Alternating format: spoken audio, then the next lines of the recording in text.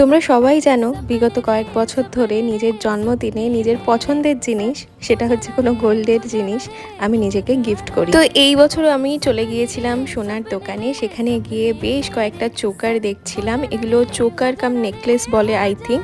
তো আমার কিছু একটা বাজেট ছিল, কিন্তু সব কিছুই বাজেটের বাইরে চলে যাচ্ছিল, মানে এক্সট্রিম বাইরে। আর তা হবে নাই বা কেন, সোনার যে পরিমাণে দাম বেড়েছে, বিশ্বাস করো দুদিন পর থেকে হয়তো সোনা আমাদের ওই দূর থেকেই দেখতে হবে। তাই নিজে যেটুকু পারি জমিয়ে আমি সোনা কেনারই চেষ্টা করি, কারণ এইটা হচ্ছে একটা অ্যাসেট। আমি তোমাদেরও বলবো, ছোট বড় যেমনই হোক জমিয়ে উল্টো পাল্টা খরচার থেকে সোনা কিনবে, তাহলে দেখবে সেটা তোমার ভবিষ্যতেও কাজে লাগবে।